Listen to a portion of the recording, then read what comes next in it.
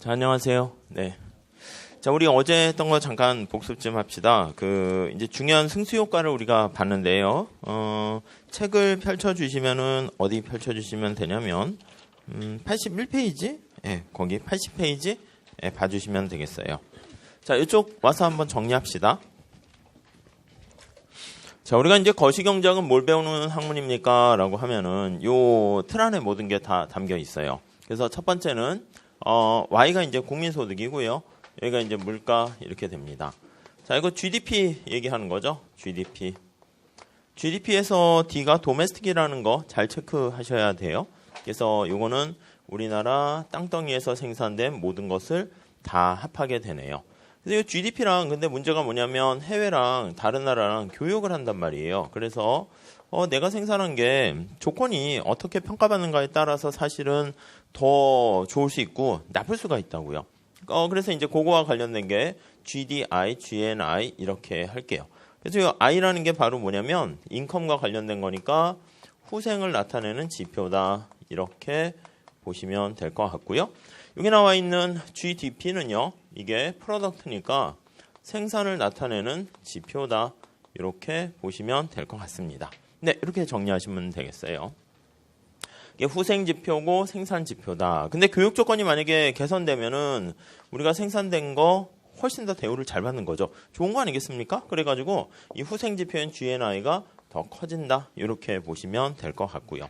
그리고 요 계산하는 걸 좀 보셔야 돼요. 그래서 GDP는 이제 명목과 실질이 있죠. 그래서 명목과 실질이 있는데 명목 GDP는 이게 2017년이다라고 하면 2017년도의 가격과 2017년도의 PQ에서 생산량을 이렇게 곱하게 되는 거죠. 근데 만약에 기준 연도가 2010년이다라고 하면은요. 그게 2010년을 기준으로 잡아서 실질 GDP다 이렇게 얘기하면 그렇게 되면 요거 기준 연도를 2010년도로 잡았으니까 P0, P1 이렇게 되는 거 알 수 있어요. 분모 분자 보면 차이가 나는 게 뭡니까? 라고 하면 물가가 차이 나는 거죠. 그래서 이것도 하나의 물가 지수고요. GDP 전체를 가지고 계산했다라고 해서 이게 GDP 디플레이터 이렇게 얘기하고요. 이거 무슨 지수요? 라스파리스 파세예요. 라스트는 이거 아니고 과거니까 파세 지수다. 이렇게 보시면 되겠어요. 파세 물가 지수죠. 자, 아무튼 이런 것 좀 잘 보시면 될 것 같고요. 계속 처음에 했던 것도 다시 또 이렇게 간단히 설명드릴게요. 뭐 이게 원래 이제 복습 리뷰 테스트죠. 자, 근데 요거는 이렇게 측정을 하는 거예요, 지금. 근데 요거에 대해서 학파별로 어떻게 살펴보는가, 고전 학파랑 케인즈 학파랑 이렇게 나눠서 볼 거예요. 근데 우선 고전 학파 살짝 먼저 보면은요. 고전 학파는 뭘 중시한다고요? 수요랑 공급 중에서 뭘 중시해요? 공급이요. 고기억이잖아요. 그러니까 공급, 이걸 중시 여기고요. 그리고 이제 재밌네요. 이게 질문하니까 답변을 하시네요. 보통은 안 하거든요. 그래서 원래 물어보지도 않는 거예요. 대답을 안 할 걸 뻔히 알고 있고, 그런데 이번 반은 하시네요. 가끔 물어볼게요.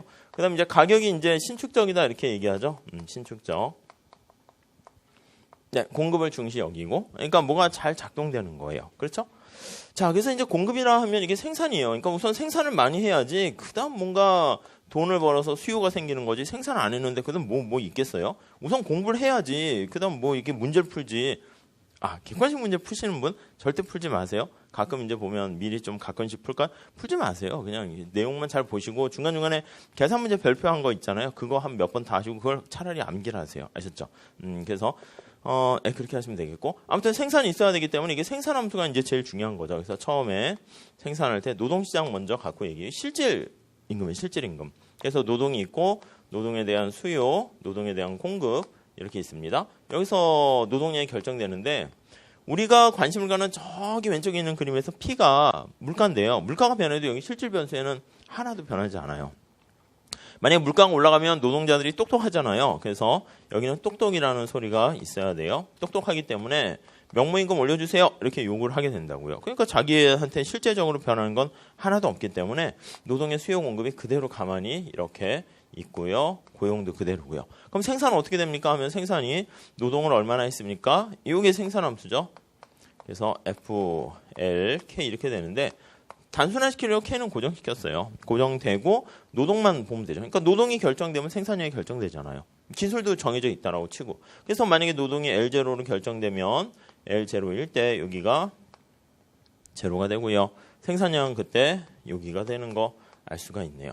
근데 여기서 중요한 건 생산량 이게 결정된 게 자, 생산할 수 있는 최대한의 양을 지금 다 생산한 거예요. 보통은 똑똑하고 일하려고 하는 사람들은 다 일을 해요. 그리고 만약에 누가 일을 안 하고 있어요. 그 사람은 되게 부러운 사람이거나 아니면 일할 생각이 없는 사람이에요. 그래서 이런 경우는 자기 스스로 선택하는 실업 외에 저 일하고 싶어요 하는데 일자리 못 구하는 사람 없어요. 그래서 비자발적 실업은 하나도 슬픈 사람이 없는 세상이고요. 이렇게 된 것을 완전히 고용된 상황이다. 이렇게 보시면 돼요. 이게 잠재 GDP라는 표현을 쓰죠. 그러니까 여기 나와 있는 노동시장은 완전 고용된 노동시장이고 완전 고용된 국민소득 이렇게 결정돼요. 자, 그러면 여기 물가가 막 변화했다라고 했을 때요. 변화했을 때 얘는 안 변해요. 어차피 여기서는 다 실질 변수이기 때문에. 그렇죠? 여러분들이 물가라고 하면 약간 어떤 허상이에요. 그래서 통화량 같은 것도 고전학파는 베일이라고 그래요. 그러니까 약간 여러분들이 뭐 장풍 내공이 없으면 여기다 뭐 이렇게 쫙 이렇게 힘을 분다고 막 7, 8주기가 붕 떠요? 안 그렇잖아요. 그냥 얘는 가만히 있어요. 실물은. 물론 이제 케인즈는 야 좀만 해봐. 그러면 뭐 파동을 이용해가지고 파동파를 쓰게 되면 이게 칠판이 붕 뜰 수 있어. 그게 이제 케인즈 얘기고 고전학파는 무슨 소리? 그러니까 계속 얘기하는데 뭐냐면 고전학파는 우리가 요 평범한 우리들이에요. 평범한 자연 속에서 흘러가는 물 흐르는 대로 가는 거고 얘는 좀 특이하네요. 그러니까 돌연변이에요. 어떻게 보면.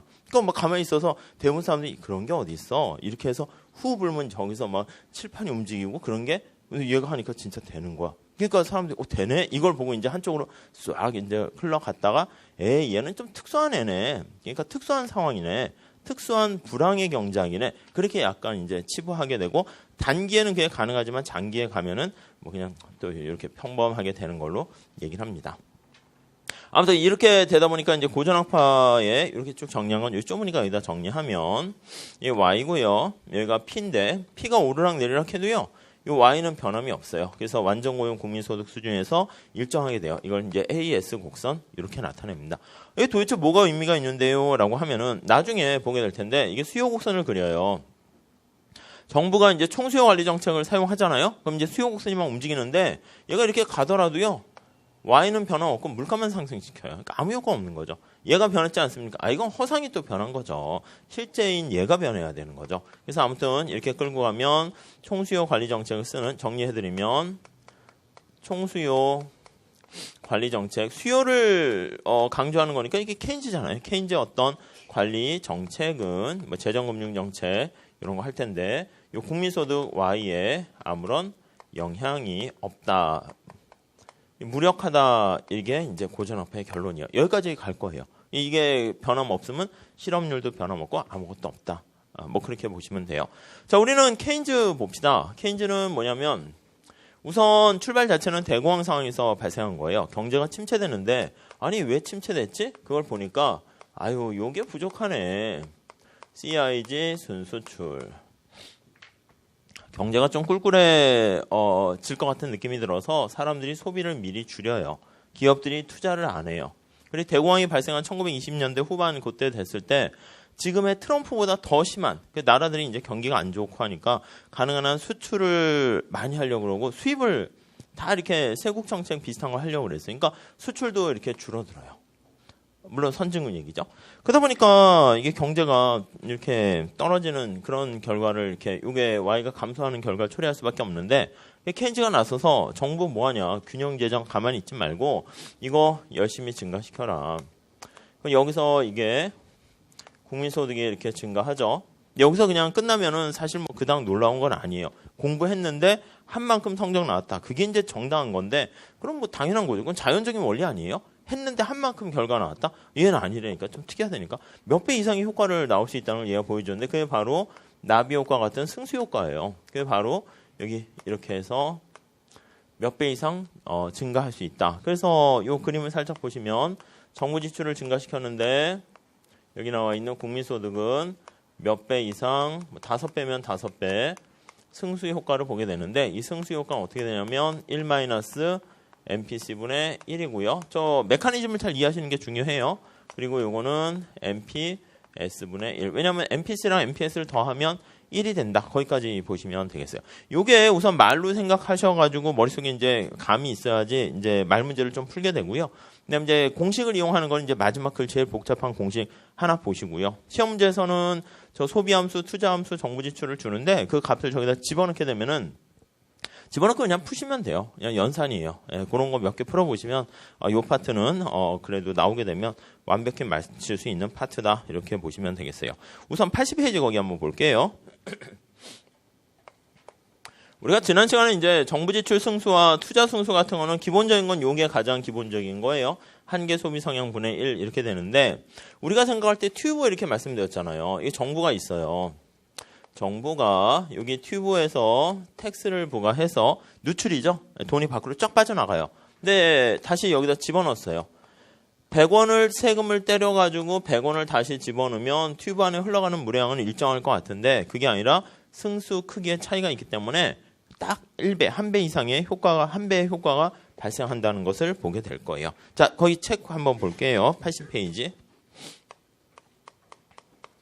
자, 균형 재정 승수 이렇게 나와 있습니다. 균형 재정 승수. 자, 1번 보세요. 균형 재정 승수란 정부 지출과 조세가 동액 같은 크기만큼 증가할 때 승수를 말한다. 그래서 균형 재정 승수는 전제 조건이 세금을 거둔 만큼 정부 지출을 같이 쏟아붓는다. 이렇게 써놓으시면 되겠고요. 자, 2번 볼게요. 정부 지출과 조세가 동액만큼 증가하면 이 튜브 안에 재정 상태는 어떻게 돼요? 들어가는 거랑 나가는 게 똑같은 크기잖아요. 그러니까 거기 보시면 재정 상태는 늘지 않고 감소하지 않는 균형 이렇게 되네요. 그걸 이제 균형 재정 승수 이렇습니다. 자, 이번에 크기 볼게요. 균형 재정 승수는 정부 지출과 조세가 같은 크기만큼 증가할 때 효과를 나타내는 건데 그게 이제 보는 거죠. 정부 지출 증가했다, 조세 증가했다 이렇게 했을 때 얘는 누출이에요. 누출. 그렇죠? 튜브에서 밖으로 돈이 빠져나가는 거예요. 튜브에 물이 쭈그러들게 되는 거예요. 그랬을 때 얘가 얼마나 효과를 봅니까? 국민소득에 얼마나 변화합니까? 마이너스겠죠? 요게 이제 조세 승수 이렇게 되고요. 요거랑 자, 그 다음에 여기요. 얘는 주입이에요. 주입. 그러니까 튜브 안에 정부 지출은 이제 물을 안으로 이렇게 쫙 넣어주는 거잖아요. 그랬을 때 얼마나 튜브에 물이 증가할까? 주입과 관련된 거예요. 그럼 요거는 정부 지출 증가시켰더니 국민소득이 얼마나 증가하니? 요거 보는 거죠. 아무튼 근데 이제 재정 상태는 똑같고요. 자, 크기에 1번에 나와 있는 게 이거예요. 정부 지출과 조세가 동액만큼 변화했을 때 효과이고 요게 정부 지출 승수, 조세 승수의 합으로 나타낼 수 있다. 요걸 두 개 이제 더한다는 거죠. 이렇게. 그렇죠? 자, 근데 밑에 2번에 보니까 아래표에서 보는 바와 마찬가지로 우선 아무 얘기 안 하면요. 비례세는 나중에 하세요. 괜히 그렇게 복잡한 식 때문에 하지 마시고 정액세만 하세요. 그냥 비례세 아예 그냥 이렇게 가리세요. 포스트잇으로 이렇게 가린 다음에 X는 하지 마시고요. X해도 돼, X. 근데 아무튼 가리시고 정액세만 잘 보세요. 자, 우리가 어제 뭐라 그랬냐면 이렇게 했습니다. Y가 있고요. 참고로 보시면 C 한계 소비 성향이 Y-T 이렇게 있는데 한계 소비 성향이 0.8이라고 그럴게요. I, G 이렇게 했어요. 자, 정부 지출이 증가했어요. 100 증가했습니다. 그럼 Y가 처음에 100 이렇게 증가하네요. 그 다음에 한계 소비 성향이 80이라고 그러면 어떻게 되냐면 소비가 80 이렇게 증가하죠. 그럼 다시 여기 180 증가했으니까 얘가 다시 80 증가하고 그럼 다시 또 88에 64 증가하고 64 증가하고 그 다음 얼마예요? 여기 80%. 모르겠어요. 돼요? 계산이? 계산 틀리면 망신인데 아무튼 그래요. 몰라요. 아무튼 있어요. 그다음 빵 이렇게 없어지겠죠. 예. 이렇게요. 제가 다 더하면 이게 이제 500이라고 말씀드렸죠. 그래서 쭉 무한등비급수로 쫙 더하게 되면 1-MPC가 저거 0.8이니까 0.2분의 1 해서 5배 해서 500 이렇게 된다고요. 그래서 이제 100 증가시켰을 때는 500 이렇게 나오는데 자, 세금을 만약에 100만큼 증가시켰다? 감소시키는 걸로 할게요. 세금을 100만큼 감소시키게 되면 가처분 소득이 여기가 100만큼 증가하는데 여기 한번 걸리잖아요. 한계 소비 성향이 여기 0.8이니까 거기 소득이 100 증가한 거에서 80%만 소비로 쓰인다고. 그래서 처음 충격이 여기에는 100만큼 감면해 줬는데 소비 증가는 처음에 스타팅 포인트가 80 여기서부터 시작해요. 그럼 당연히 얘는 80이고 그 다음 64고 이렇게 해서 제로 이렇게 된다고요. 그러면 당연히 어떻게 하면 여기 점점점 이렇게 되면은 요걸 다 더하게 되면 요게 100만큼 차이 나니까 400 이렇게 돼요. 이걸 이제 식으로 해서 살펴본 게 어제 살펴봤는데 그러면 한계 소비 성향이 얘가 1 마이너스 스몰 c분의 한계 소비 성향이에요. 마이너스 c 이렇게 되고요. 누출이니까 앞에 마이너스 감소해요. 줄어든다는 거예요. 얘는 어떻게 됩니까? 라고 하면 1 마이너스 c분의 1 이렇게 돼요. 자, 궁극적으로 이걸 동시에 발동시키게 되니까 이걸 두 개 더한 건데 두 개 더하게 되면은 이때는 1 이렇게 되는 거 알 수가 있네요. 그러니까 이게 그 어떻게 말 문제로 하기는 그래요. 그러니까 요 흐름 메커니즘을 이해하시고 말 문제는 그나마 왜 균형 재정 승수가 1이냐 그런 거 정도는 나올 수 있는데 또 우리 회계사 시험 문제는 조금 달라요. 좀 고민이에요. 제가 객관식책을 이렇게 뭐 버무려 가지고 하나 내긴 했는데 그 안에 요 앞에 있는 것처럼 그냥 주로 이제 거기에는 뭐 공무원 시험도 있고 뭐 거기서 써먹으려고 뭐 간평사도 있고 뭐 노무사도 있고 다 집어넣는데 사실 기본 연습할 때는 나쁘진 않는데 그냥 우리 회계사 시험 나중에 마무리할 때는 약간 문제 스타일이 틀려가지고 지금 이제 객관식 할 때는 그런 문제도 좀 풀어서 기본을 다져야 되니까 그걸로 할지 아니면은 그냥 회계사용에 필요한 문제 스타일만 이렇게 딱 해가지고 좀 할지 그 좀 약간 고민이긴 한데. 보면 이제 문제가 너무 많아가지고 다 못 풀어드려요. 그러다 보니까 이제 몇 개는 제가 풀고 나머지는 여러분들이 푸세요라고 하는데 안 풀어요. 그러다 보니까 차라리 문제 수를 좀 이렇게 소팅해서 좀 줄일까도 생각하고 뭐 그렇긴 해요. 아무튼 거기 보시면 정X의 경우 보시면 그래서 균형 재정 승수는 1 이렇게 나와 있는 거 보시면 되겠고 비례세는요. 여기 보시면 이 효과가 몇 배 이상 더 커져요. 왜냐하면 소득이 증가하면서 세금이 또 더 이렇게 증가하게 되니까 그래서 약간 커져가지고 비례세인 경우 1보다 작다 그건데 뭐 자금 그거 말 문제 하나만 보시면 될 것 같고 그냥 안 하셔도 될 것 같습니다. 자 의미 좀 볼게요. 정액세인 경우 있어 책에서도 정액세 가지고 포인트를 잡고 하잖아요. 그 개념을 잡는 게 중요해요. 자 1번에 보세요. 정부 지출이 A1 증가하게 되면은 국민소득은 승수에다가 A1 곱한 것만큼 증가하고요. 조세가 A1 증가하면 국민소득은 그렇죠. 1-MPC분의 MPC 해서 델타 A만큼 이 마이너스가 뺐잖아요. 그러니까 감소라는 표현을 썼죠. 그러니까 증가 감소를 비교해 보니까 두 개를 더하게 되면 1 이렇게 되는 거 알 수가 있고요. 2번 균형재정 승수가 빵인 것처럼 보여요. 왜냐하면 넣다 뺐다 똑같은 걸 했으니까. 근데 그렇지 않게 된 가장 큰 이유는 뭡니까 하면 여기 나와 있는 정부 지출 승수가 더 크기 때문에 그렇다라는 거. 이건 5고 이거는 4고 이렇게 보시면 되겠죠. 3번에 별표 하시고요. 왜 더 크지? 그걸 볼게요. 자, 정부 지출 승수가 조세 승수보다 더 큰 이유는 그거 잘 보세요. 그리고 스스로 요거는 말할 수 있어야 돼요. 거기 보시면 정부 지출이 증가하면 총수요가 직접적으로 델타 A1만큼 증가하나 조세가 델타 A1 증가하면 가처분 소득 감소를 통해서 총수요가 그거보다는 좀 작게 증가한다. 그러니까 여기서 제일 중요한 단어가 뭐냐면 직접적인 거예요. 직접적. 이거 보세요. 여기 칠판. 정부 지출 증가시키면 먼저 다이렉트리 직접적으로 국민소득의 100 이게 먼저 증가한다고요. 근데 조세 승수는 어떻게 해요? 요 안에 있다니까. 요 안에. 세금 깎아주면 가처분 소득의 경로를 통해서 한번 이렇게 힘이 좀 이렇게 상쇄되는 브레이크가 작동하는 거예요. 그래서 걸음종이가 작동해가지고 처음에 시작 효과가 약간 100 다 풀리받는 게 아니라 이게 80만큼 이렇게 해서 시작하기 때문이다. 그렇게 보시면 되겠어요. 그래서 직접적 그 단어랑 가처분 소득의 감소를 통해서 그 표현 있죠? 두 번째 줄에 밑줄 치 뭐라고 쓰면 되겠어요? 간접적 이렇게 쓰면 되겠죠. 자, 그걸 보시고 이제 마무리합시다. 마무리. 다음 페이지 가보시면 해외 부분을 포함하는 경우가 이제 제일 복잡한 거라서 그걸 하시게 되면 돼요. 나중에 정리하실 때는 제가 좀 쉬운 것부터 하려고 앞에 단순한 모형부터 했는데 여러분들이 나중에 지금은 그렇게 다 보시는 게 좋은데 나중에 이제 뭐 객관식으로 마무리할 때는 여기 해외 부분을 포함한 경우 있죠. 그냥 이것만 잘 하시면 앞에 게 다 커버가 되긴 하는 거예요. 가끔 물어보긴 해요. 뭐 1차 공부한 다음에 우리 방학 때쯤이나 이때 뭐 심화반 이런 거 하는데 해야 됩니까? 사람마다 좀 다르죠. 아직 좀 기초가 좀 잘 안 돼 있고 회계 같은 게 좀 어렵고 이렇게 하면은 안 하신 게 낫죠. 괜히 절대 남 따라갈 필요 없어요. 그러니까 자기가 그냥 하는 길대로 쭉 해서 자기 계획대로 완료를 하면 합격이고 완료를 못하니까 떨어지는 거라니까요.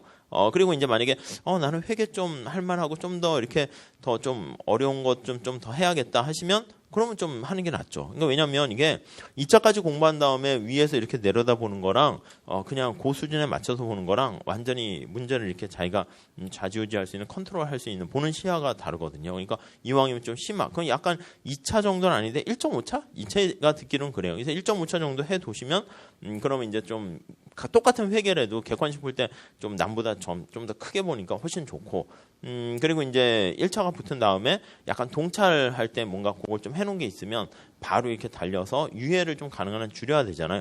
그런 거 할 땐 좋아요. 근데 이제 남들이 그런 거 한다고 또 그냥 하시면 안 되고 나는 회계랑 세법이나 이런 게 다 골고루 아직 처음이라서 힘들다. 그럼 안 하시는 게 나아요. 그 시간에 그냥 이걸 더 다지시는 게 나아요. 아셨죠? 그러니까 뭐 그거는 뭐 담당 선생님한테 한번 상담해 보시고요. 자, 1번 해외 부분을 포함할 때 보시면 A2라고 나오는데 그냥 Y라고 쓸게요.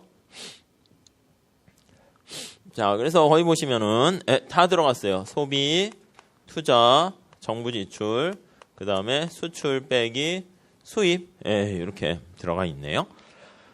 자, 연두 색깔 나와 있는 거 한번 볼게요. 식은 그렇게 주어집니다. 그래서 거기 소비가 어떻게 돼 있습니까 하면 이거 다 집어넣으셔야 되는 거예요. C0 더하기 그 다음에 요거 스몰 c가 한계 소비 성향이죠. 가처분 소득 이렇게 돼 있고요. 차근차근 한번 보세요. 가처분 소득은 뭡니까 하면은 내가 번 소득에서 세금을 뺀 나머지예요.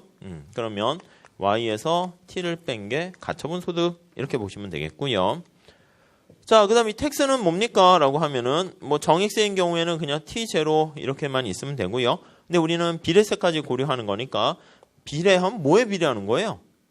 왜? 소득에 비례하니까 앞에다가 스몰 t 소득 이렇게 얘기해요. 나중에 재정학 가면 세금을 내는 게 꼭 소득에 비례한다는 게 어디 있어요? 편익에 비례할 수도 있어요. 내가 정부가 제공한 서비스에 대해서 고맙다 그러면 자기가 만족 많이 얻게 되면 자발적으로 감사합니다 정부님 하고 이렇게 공공재 공급의 대가로 세금 낼 수 있죠. 그때 이제 편익에 비례하는 거예요. 그러니까 우리가 보통 이제 소득을 기준으로 많이 하니까 소득에 비례하는 게 생략돼 있는데 아무튼 그걸 이제 비례세라고 보시면 되겠죠. 다음에 그렇게 보시고, 그러니까 세율은 또 당연히 0보다 커야죠. 그러니까 원래는 이제 정확하려면 다 이렇게 써줘야 되는데 뭐 우리는 뭐 그냥 그러려니 하셔도 되고요.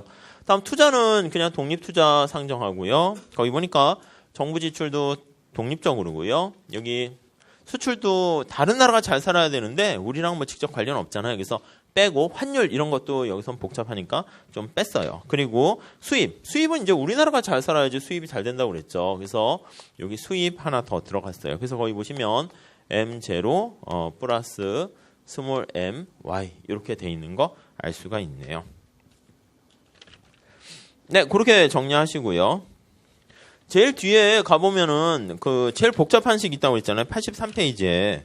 제일 복잡한 시기에는요, 그 투자까지 고려를 했거든요. 그러니까 투자가 독립적이라고 했는데, 여기서 보면 독립투자만 얘기하는 게 아니라, 역시 유발투자. 뭐에 유발할 거냐면, 소득에 유발한다. 그렇게 얘기할 거예요. 그래서 요거는 I0랑 더하기 스몰 i, 소득 y. 이렇게 쓰시면 될 것 같아요. 이게 그냥 할게요. 어차피 할 거니까.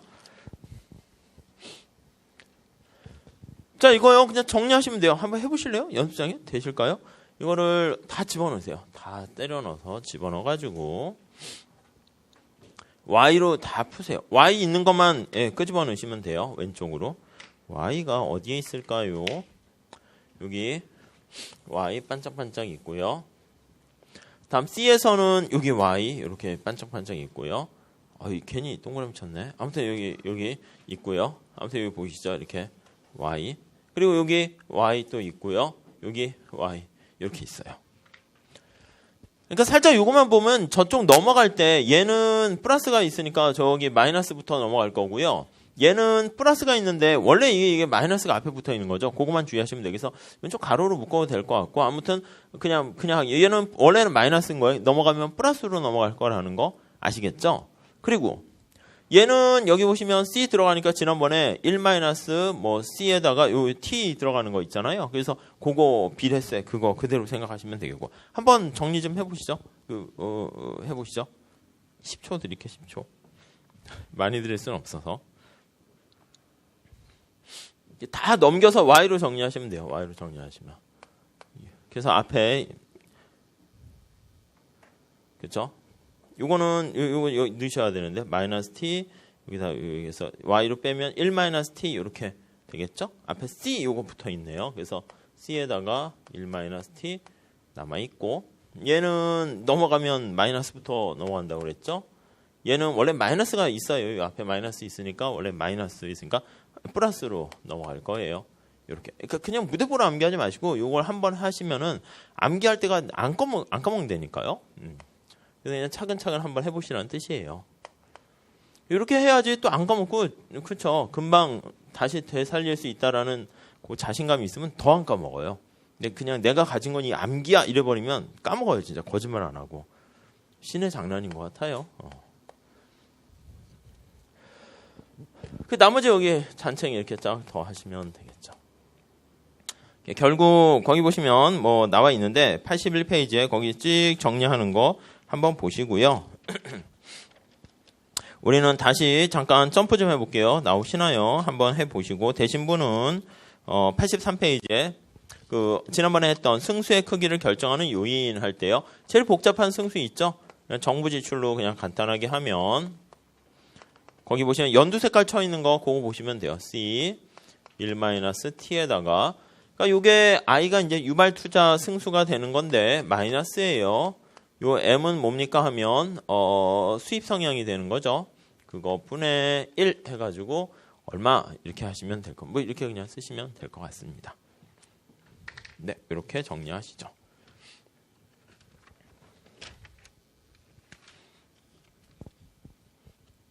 자, 그래서 이제 하나만 연습 좀 해볼게요. 여기 한번 볼게요. 몇 개 연습해 볼까요? 첫 번째는 그 폐쇄경제랑 개방경제랑 어디가 승수가 더 클까요? 폐쇄경제랑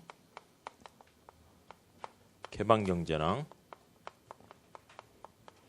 폐쇄경제는 이렇게 쓰면 될 거예요. y는 c, 요거 y가 있고 i, g 이렇게 돼 있고요. 개방경제는 y는 c, 요거 있고 i, g 이렇게 있고요.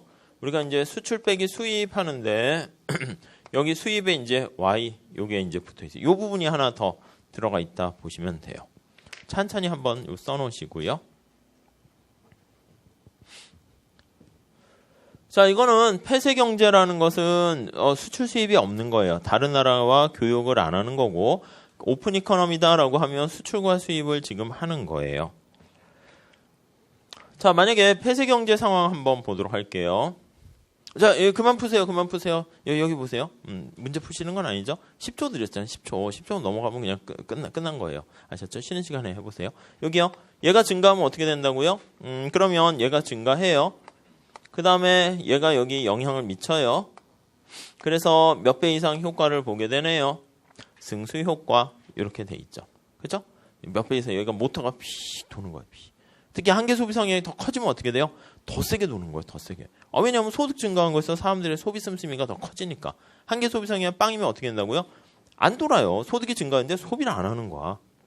그리고 뭐 이렇게 0.8에서 0.9로 되면 이게 확 더 세게 도는 거죠.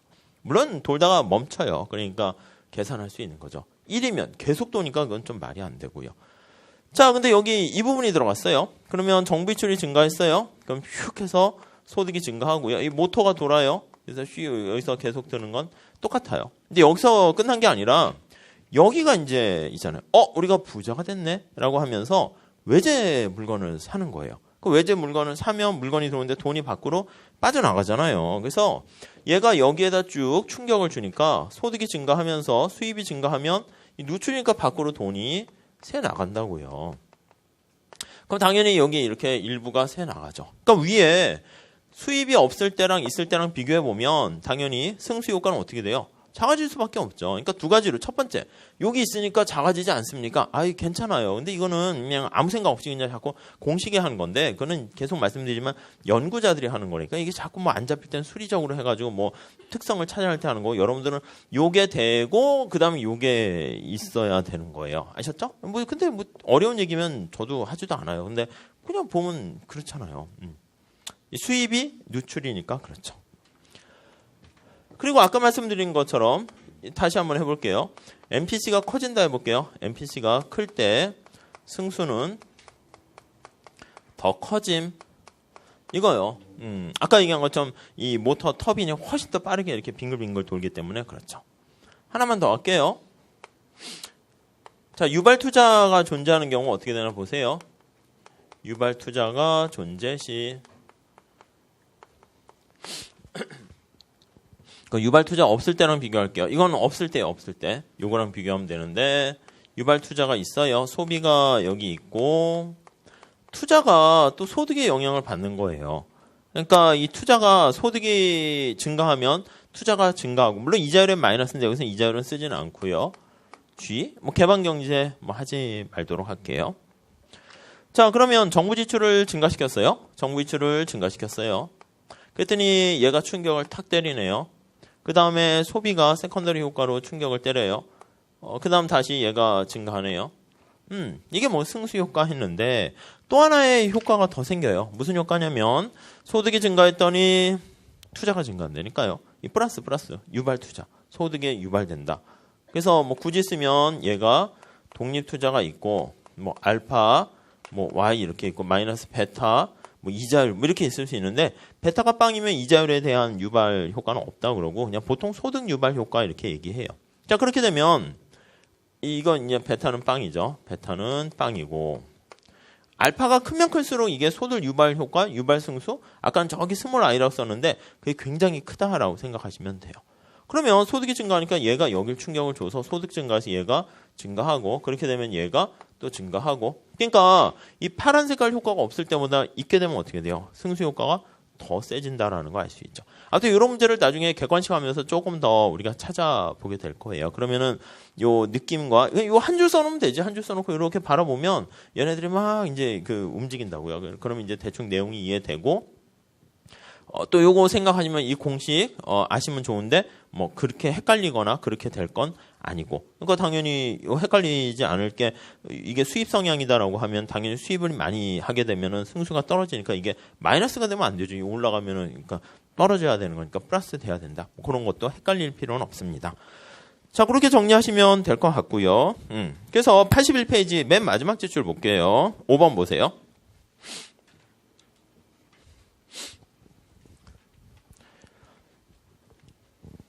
그리고 만약에 우리 책의 뒤에 연습 문제가 있잖아요. 객관식 문제가. 근데 혹시 풀어보고 싶은 생각도 들긴 할 텐데 좀 풀지 마세요. 왜 풀지 말라고 하시냐면 여러분들 그래도 처음 하시는 분도 있고 공부하시는 분도 있는데 처음 하시는 분들은 요 내용이 이제 처음 됐어요. 그럼 사실은 우리가 좀 풀어볼 문제는 가끔 우리가 이제 진도별 모의고사를 많이 보진 않았는데 뭐 그런 그냥 그러면 이 문제가 좀 쉬운 거 차라리 공무원이나 뭐 이런 거 있잖아요. 좀 그런 걸 해가지고 개념을 더 하면 좋은데 우리 책은 그래도 회계사에 좀 초점이 맞춰가지고 회계사는 기출문제 문제가 뭐냐면 야 너네 뭐 경제학 되게 잘하지 어디 한번 해볼래 공인경제사 이런 식으로 문제 낸 걸로 뒤에 다 소팅해가지고 넣어놓은 거예요. 그러니까 이거는 내가 1년 동안 객관식 경제도 다 한 다음에 모의고사도 보고 좀 어느 정도 자신 있을 때 실전에 시험장 가서 그래서 60점 받는 그 문제들이라고요. 그러니까 이제 더 잘 보는 사람도 있겠지만 근데 꽈락 나오고 막 그런 문제들만 있는 거니까 괜히 보다가 왜 이렇게 어려워? 뭐 이렇게 될 수가 있다고요. 그러니까 원래는 내용은 내용대로 한 다음에 사실 문제를 조금 풀어봐야 되는데 그거는 좀 객관식 하기 전에 뭐 계산 문제나 그런 거 특강을 잠깐 한다고 그랬죠. 그래서 그 정도 아니면 우리 책에 나와 있는 그 빨간 책 있잖아요. 그 앞에 계산 문제나 그래프 문제 그런 걸 좀 풀어보는 건 괜찮은데 괜히 이거 하다 괜히 약간 갭을 느껴가지고 좌절에 빠질 수가 있어요. 그래서 약간 단계별로 이렇게 해야 되는데 토익은 지금 한 550 이 정도 하고 있는데 우리가 하는 책은 토익 990 대비반 이런 책이란 말이에요. 그래서 거기 990용 문제들이 딱 들어가 있는데 괜히 보면 약간 이게 안 맞잖아요. 그러니까 제가 이렇게 나눠드리는 OX 문제 뭐 그런 거 있죠. 그런 거는 그냥 한번 리뷰해서 보시고 책을 그냥 요 앞에 설명드린 걸 그냥 몇 번, 두세 번 아마 이 강의 끝날 때까지 그냥 회독수를 한 4-5번 이상 이렇게 복습하시는 게 좀 더 유용하지 않을까 해요. 아셨죠? 그 벌써 복습할 게 많잖아요. 중급회계도 이제 거의 다 끝났죠. 그거 복습하셔야죠. 세법도 막 밀리고 있잖아요. 그거 복습하셔야죠. 괜히 혼자서 뭔가 객관식 더 풀면 앞서가는 듯한 느낌이 드는데 아니에요. 그 밑에 거를 이렇게 늪에서 이렇게 진흙 빠져서 이렇게 하면서 올라간 것 같은데 내려가면서 올라가는 거니까 사실은 마이너스예요. 그러다 나중에 되면은 레고 조립을 하고 있는데 다 망가졌어요. 그러니까 아셨죠? 그러니까 뭐 그렇게까지 하진 않고 복습만 잘하세요. 복습만. 복습 잘하라는 게 계속 말씀인데 한 번 정도 하는 게 아니라 그냥 수업 쉬는 시간에도 한번 이거 필기한 거 다시 한번 보시고 수업 끝나면서 밥 먹고 오셔서 이거 한번 또 보시고 집에 가기 전에 아차 오늘 배운 게 뭐지? 하고 한번 또 보시고 그러니까 바로 오늘 하루에만 3번 하시라는 뜻이에요. 그리고 이제 주말 되면 또 다시 한번 또 하시고 아셨죠? 네, 그렇게 하시고요. 자, 그 5번 보세요. 해외 부분이 존재할 때 승수가 더 작아지는 것은 그거까지만 쫙 밑줄 치시고 그 느낌이 있어야 돼요. 여기 나와 있는 것처럼 해외 부분이 있게 되면은 거기 독립지출 증가로 인해서 국민소득이 증가했는데 그중 일부가 다는 아니겠죠. 일부가 해외에서 생산된 재화를 구입 이거죠. 그러니까 해외 상품 구입하니까 그 수입인데 그 누출이잖아요. 그러다 보니까 승수가 작아진다. 이렇게 보시면 될 것 같습니다. 근데 그 정도 정리하시고요. 다음 페이지에는 뭐 복합 승수하면서 뭐 유발 투자도 있고 막 한데 그냥 박스가 이렇게 약간 체계화되어 있지는 않잖아요. 그러니까 흐름 속에 느낀 뭐에서 파편적이니까 그냥 안 보셔도 돼요. 그냥 참고 다 날리시고 승수 크기를 결정하는 요인 그 연두 색깔 그거 마무리 보시고 승수 모형의 한계 이렇게 보시면요. 1번 이게 이제 어디에 사용되냐면 우리가 이제 GDP 계산할 때도요. 한국은행 같은 데서 이제 뭐 여러 가지 통계 조사를 많이 하거든요. 그럼 이제 한국은행 가면 우리가 봤을 땐 그잖아요. 요즘은 이제 취업이 워낙 힘들어가지고 옛날에는 한국은행, 산업은행 뭐 그냥 시험 봐서 가기는 했는데 막 그렇게까지 막 못 갈 정도는 아니에요. 그냥 약간 한국은행 갈까? 그럼 대부분은 그냥 다 1학년 때, 2학년, 3학년 때 띵까띵까 노는데 그냥 공부해야지. 그럼 이제 일부는 뭐 경제학과 같은 경우에는 그냥 고시를 볼까? 아니면 그냥 회계사를 볼까? 아니면 한국은행이나 갈까? 산업은행 갈까? 그러니까 한국은행, 산업은행도 이렇게 폄하하는 건 아닌데 그냥 하다가 그냥 고시 같은 거 시간도 길고 하니까 한국은행이나 가야지. 그럼 이제 시험 봐서 한국은행 가고 뭐 그랬어요. 산업은행은 그냥 거기서 그냥 나 그냥 한국은행 좀 그러니까 그냥 산업은행이나 수출입은행 가야지. 뭐 그냥 그러면 가고 이제 약간 그랬는데 요즘 같은 경우에는 뭐 아예 준비하기 전 단계부터도 힘들어진 걸로 뭐 이렇게 만만치 않게 됐죠. 예보? 그런 건 뭐 처음 생겼을 때는 아무도 안 가려고 그랬어요. 그게 모르잖아. 예금보험사 거기 가는 차라리 그냥 은행이나 가자. 이렇게 됐는데 요즘은 이제 뭐 걔네들이 막 서로 누가 잘났니? 막 거의 뭐 가기 힘드니 막 맨날 그러는 것 같은데 아무튼 자, 그런데 거기 보시면 이제 한국은행을 이제 아는 후배가 이제 대학원을 딱 들어갔는데 대학원 가도요. 똑같아요. 대학원 이렇게 석사나 이렇게 해서 아니면 석사 가서 마치면은 우리가 봤을 때는 와 석사 대학원 밖에 나가면 오히려 그냥 학부 나온 거보다도 더 안 쳐줄 수도 있어요. 왜냐면 그냥 한 3학기 다니고 논문 썼는데 논문도 그냥 어디 그냥 이렇게 쭉 하다가 말고 하는 거니까 그냥 하다가 만 거 같은 느낌? 그러니까 그냥 이 석사로 뽑아서 그냥 뭐 시키는데 잘 못하니까 그냥 복사나 해 이럴 가능성이 많단 말이에요. 그래서 늘 대학원을 가도요 또 고민이에요. 그럼 박사과정까지 갈까? 또 고민돼. 그건 또 이제 기간이 또 꽤 걸리잖아요. 그러니까 이제 그러려니 그냥 학부만 졸업하자 이렇게 이제 많이들 되는 거죠. 그러니까 제가 이제 꼬셔가지고 저도 이제 왜 네가 좋아서 대학원 갔니 하면 좋아서 간 게 어딨어요. 그러니까 경작은 다 싫어해요 문과 애들은. 그래서 싫어했는데 그때 이제 약간 제가 졸업할 때 뭐 IMF 터지고 막 이래가지고 다들 취업이 안 되고 막 그랬다니까요. 근데 그때 이제 학교에서 좀 운이 좋았던 거죠. 그러니까 뭐 그렇게 좋은 것도 아닌데 그냥 어떻게 보면 그게 더 나쁠 수도 있고 좋을 수도 있고 그런데 아무튼 그때 뭐 이렇게 대학원에 이렇게 막 활성화를 위해서 뭐 BK 프로그램이 생겨가지고요. 그래서 뭐 들어가면 등록금 면제에다가 생활비 주고 뭐 그런 게 없었거든요. 근데 그런 게 처음으로 딱 생긴 거야. 그러니까 뭐 할 것도 없고 가볼까 이렇게 됐죠. 근데 그때만 해도 대학원 아무도 안 갔다니까요. 그러니까 지원하면은 경쟁률이 1대1이에요. 그러니까 우리가 가만히 봤을 때 뭐 어디 대학원 이렇게 있으면 우와 대학원 들어가기 그거는 뭐 저 미국 뭐 아이비리그 갈 때는 힘들지. 그냥 국내 대학원 이렇게 원서 내면 어서 오세요. 등록금 한 명 또 왔네. 또 이런다고 학교에서는 요즘 학령 인구도 줄어서. 근데 이제 그런 게 생겼으니까 경쟁률 진짜 0.9대1 1대1이었어요. 그러니까 내면 다 됐죠. 그러니까 이제 딱 돼가지고 이제 들어갔는데 이제 가만히 보면 이제 들어온 애들이 한 10명 좀 넘었었는데 학교에서는 전부 다 전액장학금에 생활비를 준다고 그랬는데 생각해보면 웃기잖아. 도덕적 해이에 빠지잖아요. 얘네들이 가만히 보니까 너무 우수한 인재라 가지고 진짜 키워야겠다 하는 애들이면 모르겠는데 경쟁률이 안 좋으니까 이런 얘기 해도 되나? 아무튼 경쟁률이 안 좋으니까 그냥 아무나 다 이렇게 온 거예요. 근데 돈주의가 학교에서는 아깝거든. 처음에는 이제 한 뭐 10명까지 다 온 사람들은 주겠다 했는데 아까우니까 그 다음에 한 1년 지나더니 이제 말을 바꿔요. 그러면 안 되는데 그래서 5명만 주겠다 이러는 거야. 그러니까 그러니까 몇 명 애들은 어씨 그런 게 어디 있어요 해서 몇 명이 이제 나가요. 근데 저는 이제 시험을 딱 성적을 내겠는데 딱 5등을 했어요. 그러니까 저는 이제 받았죠. 그 다음에도. 그래서 딱 했는데 또 가만히 보니까 뭐 한 2명은 막 화를 내면서 나가고 또 한두 명은 또 하나 유학 갈래 해서 나가고 뭐 그러니까 이제 남은 사람이 한 7명 됐는데 이게 뭐야? 이게 5명 너무 그 다 주는 거잖아. 7명 남았으니까. 그래서 또 바뀌었어요. 4명까지 주겠다. 뭐 이렇게 했는데 제가 또 딱 4등 했죠. 그래서 또 받았어요. 그래서 이제 근데 이제 또 그다음에 뭐야 해서 또 나갔는데 그다음에 이제 남은 사람이 몇 명 없어요. 한 4명 이렇게 남았는데 그다음 다 나가고 남은 사람이 저밖에 없었어요. 저는 뭐 이렇게 있다 보니까 그냥 계속 받게 됐어요. 그래서 어느덧 시간도 되게 빨리 가는 거 아시죠? 그래서 이제 박사도 수료되니까 이거 학위를 받아야 되나 말아야 되나 또 이제 언제나 그 고민이에요, 고민.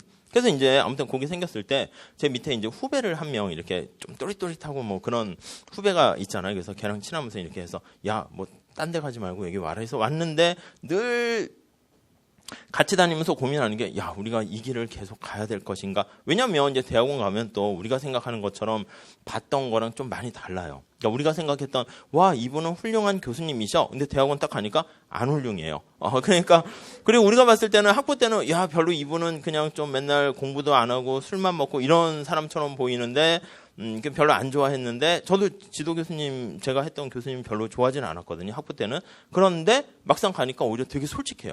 그러니까 처음에 이렇게 딱 갔는데 그냥 방조교를 할 거니. 그쵸? 그 싫어하는 교수님이 왜 해요? 근데 딱 갔는데 되게 솔직해서 대학원 왜 왔냐? 그래서 또 저는 뭐 그냥 어디서 주워 들은 거 있어서 뭐 개방형 뭐 공무원 임용제 이런 거 있어서 뭐 학위를 따면 진짜 그렇게 간 친구도 있어요. 제 후배는 그렇게 해서 학위 받고 뭐 빈곤 이런 거에 대해서 논문 써가지고 짝짝짝 하다 연구소에 있다가 오해 이제 그 기획재정부 그런 데 있잖아요. 재경부 그쪽으로 해서 가가지고 뭐 사급 이렇게 뭐 전문 그걸로 하잖아요. 그래서 간 사람도 있고 원래 이제 저도 이제 그런 거 생각 처음 했었는데 교수님이 얘기하더라고. 솔직하게 보통은 이제 젊은 분이나 다른 분은 야, 열심히 공부해서 뭐 해서 꿈과 희망 뭐 이렇게 하는데 그게 몇 명이나 그렇지 자리가 사실 많지는 않거든요. 우리 교수님은 야, 그 대학원 다니면 더 취업도 힘들고 그거 왜 왔냐? 뭐 거의 이런 거야. 그래서 뭐 살려주세요 해가지고 그냥 아무튼 그렇게 됐죠. 그래서 아무튼 뭐 이 얘기는 뭐 그냥 길게 안 하고요. 근데 아무튼 그 후배가 늘 고민하다가 이제 저는 이렇게 해서 계속 받게 되는데 후배도 이제 받는데 이제 미래가 불투명하니까 안 되겠다 해가지고 그냥 석사를 중간에 포기하고요. 하고 한국은행이나 가야겠다 해서 한국은행 시험 봐서 들어갔어요. 근데 한국은행 시험이 좀 어렵긴 한데 나름 또 석사까지 가서 뭐 석사 1학년, 2학년, 3학기 정도까지 다니면서 뭐 계량도 듣고 미시도 듣고 하잖아요. 그러니까 그게 이제 졸업을 못했으니까 학부 애들하고 같이 시험을 봤단 말이에요. 그러니까 당연히 더 시험 잘 보지 않겠어요. 그래도 좀 뭔가 주워 드는 게 있는데 그래서 합격해서 갔는데 자기는 이제 꿈과 희망을 갖고 뭐 한국은행 가서 뭘 할 줄 알았죠. 갔더니 그 IO라는 거 있어요. 인풋 아웃풋 어널리시스라고 투입 산출 뭐 이런 데로 갔는데 가면은 뭐 하냐면요. 하루 종일 전화만 하는 거예요. 뭘 전화하냐면 이거요. 우리나라 산업이 있으면 여기 쌀이 있잖아요. 여기 인풋이에요. 여기가 이제 아웃풋이에요. 그럼 쌀을 이제 인풋을 해서 농사 짓는 사람도 쌀을 먹어야죠. 우리가 귀속 그런 거 했었잖아요. 농부들도 쌀을 먹고 힘을 내서 쌀을 생산한다고요. 그러니까 쌀을 생산하는 데도 사용되고요. 쌀 생산할 때 뭐 철근 이런 것도 이렇게 투입되고요. 철근이 또 그다음 뭐 컴퓨터 생산하는 데도 사용되고요. 이게요. 산업이 쫙 이렇게 얽혀설켜 그물같이 이렇게 돼 있단 말이에요. 케네라는 사람이 이걸 뭐 경제표 비슷하게 해가지고요. 우리가 알고 있는 지난번에 뭐 레온티에프라는 사람이 요거를 막 작업을 했어요. 그래서 미국 경제 전체를 막 우리나라도 이제 이게 다 세팅되어 있는 거죠. 산업이 뭐 한 400개 정도 이렇게 쫙 이렇게 세팅되어 있으면 서로 이게 얽히고 설키고 있는 그물망이 쫙 이렇게 돼 있어요. 우리가 가끔 뭐 그런 거 하잖아요. 우리가 평창 올림픽을 만약에 한다라고 하면은 여기 이제 공이 하나 쿵 떨어지는 거야. 여기에 공이 만약에 쿵 이렇게 떨어지면 뭐 문화산업뿐만 아니라 뭐 정보통신산업에 대한 데이터가 쫙 얽히고 있으니까 그럼 이게 여기 쿵 떨어지면 그물에 영향 미치는 것처럼 요 충격이 옆으로 쫙 이렇게 파급돼서 나간다고요. 그럼 가끔 뉴스 같은 거 보면 평창 올림픽을 했을 때 뭐 부가가치 창출 효과가 어떻고 고용 창출 효과가 어떻고 이걸로 이제 다 해서 분석할 수 있어요. 그게 바로 메커니즘이 요거예요. 정부가 평창 올림픽을 만약에 딱 했다 라고 하면 그게 여기에 충격을 주고 여기서 끝나는 게 아니라 이게 연쇄 파급 효과가 생기는 거니까 뭐 딴 데 충격 주고 이게 이렇게 해서 나중에 멈추게 되면 얼마의 효과가 있다 그걸 알아낼 수 있어요. 그러니까 이게 약간 일반균형 분석 모형같이 이렇게 쫙 하게 되면은 더 나가서요 이게 엑셀 같이 이렇게 매트릭스를 이렇게 쫙 엑셀에 만들게 되겠죠. 근데 요거만 있는 게 아니라 우리나라가 이거 만들면 이제 국제적으로 이제 규격 기준을 좀 맞추겠죠. 그러면 이제 엑셀을 일본도 맞추고 중국도 맞추고 하면 레고 조립처럼요. 행렬로 이렇게 띡띡 이렇게 맞추게 되면 우리나라의 충격이 딱 되면 평창 올림픽이 했을 때 일본에 미치는 파급 효과 그런 것까지도 이렇게 다 할 수 있단 말이에요. 근데 이게 승수 효과랑 똑같게 되는 것이고요. 그러니까 그 친구는 해가지고 여기 갔는데 가서 막 이런 걸 막 할 줄 알았는데 하긴 하겠지만 이건 밑에 데이터를 조사해야 되잖아요. 그래서 조사해가지고 하는 게 하루 종일 여보세요? 네 거기죠? 철근 얼마나 팔렸나요? 얼마 생산했나요? 그거 하루 종일 이렇게 하다가 그냥 내가 이러려고 왔나 했는데 어쩔 수 없어요. 그런 게 이제 다 모여가지고 데이터가 구축되고 그렇게 하면서 이제 그러니까 사실 우리가 봤을 때는 뭐 어떤 조직에 가거나 뭐 어디 법인도 마찬가지죠. 들어가게 되면은 우와 해서 막 좌지우지하는 그거는 이제 나중에 최고 위층 갔을 때 하는 얘기고 밑에 있을 때는 그냥 이렇게. 그러니까 이 메커니즘이 사실 승수랑 똑같고 그래서 제 생각에는 요런 걸 이제 경제학과에서는 한 1학년 하고 2학년 하면 거시경제 배운단 말이에요. 그러면 우와 막 승수 효과 이런 거 하게 되면은 아니 정부는 되게 바보 같은 거야. TV에 나오는 경제학 무슨 교수님들이나 정부 관련 부처 이렇게 나오면 맨날 헛소리만 하고 자기가 봤을 때는 야 너 케인즈의 이 뭐 승수 효과 이런 거 모르냐 막 하고 막 갑자기 막 근데 이제 그렇죠. 그러니까 하루 강아지 법 무서운 줄 모른다처럼 그렇게 되면 이제 자기가 뭐 다 할 수 있는 것 같은데 정부의 모든 관계자는 다 띨띨해 보이고 막 그런 생각이 들어요. 경제학도 공부 안 했나? 막 이런 생각이 드는데 그러다 이제 그러니까 뭐 그런 것 같아요. 대학원 이제 그래서 석사를 쫙 가게 되면은 어떻게 되냐면 우와 이게 내가 공부를 해야 되나? 이게 만만한 게 아니다. 그러니까 학부 정도 나오게 되면은 뭐 그냥 세상 돌아가는 거 다 그냥 아는 것처럼 보이다가 대학원 가면 이걸 해야 되나 이런 생각 들다가 박사과정 가면 또 이제 뭘 알게 되냐면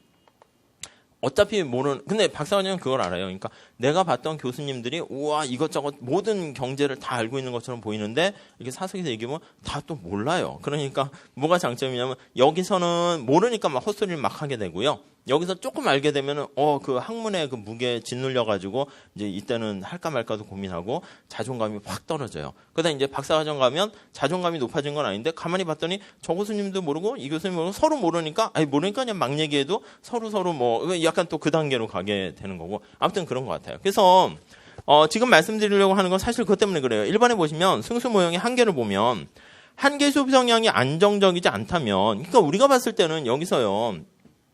정부 지출을 몇 배 증가시키면 국민소득이 얼마나 증가하게 이런 걸 막 문제 푼단 말이에요. 그거는 한계 소비 성향도 일정하고 중간에 소득이 증가할 때 요게 끊어지지 않는다는 전제가 쫙 깔려 있는 거잖아요. 근데 만약에 현실에서는 한계 소비 성향이 안정적이지 않고 다음 2번에 나와 있는 것처럼 케인즈의 상황에서 딱 부합하는 거예요. 주문이요 해서 생산을 더 하려고 했는데 공급할 때 이게 잠깐 기다리세요 이렇게 되면 거기 공급에 애로가 있게 되면 승수 효과가 빨리빨리 작동되지 않거나 느리거나 효과가 만빵 나타나지 않을 수도 있고요. 그러니까 현실 얘기하는 거예요. 그러니까 현실에 무조건 다 이렇게 다 얘기할 수는 없다라는 것이죠. 그래서 3번에 보시면 독립지출이 증가했을 때 기업의 의도된 재고 감소가 발생하게 되면은 재고가 감소하게 되면 생산 더 하는 게 아니죠. 이 기존에 만들어놨던 거를 팔게 되잖아요. 그리고 4번에 보시면 필요한 투자재가 존재하지 않으면 비슷한 얘기예요. 그래서 2, 3, 4번 다 같은 말이 되는 거죠. 그러니까 첫 번째는 한계 소비 성향이 일정하지 않으면 얼마 몇 배 효과가 나타날지 예측할 수가 없게 되고요. 두 번째는 생산 주문이요 하려고 했는데 이거 좀 기다리세요. 자재가 없네요. 부품이 없네요. 그럼 또 승수 효과가 빨리빨리 제때 일어나지 않을 수가 있게 되네요. 아무튼 그런 개념이 이제 거시에서 제일 처음 시작할 때 중요한 거니까 좀 잘 체크하시고요. 그 다음부터는 조금 어렵지 않습니다. 그냥 간단하니까 잠깐 쉬었다가 우리 소비함수, 투자함수 이렇게 나가도록 할게요.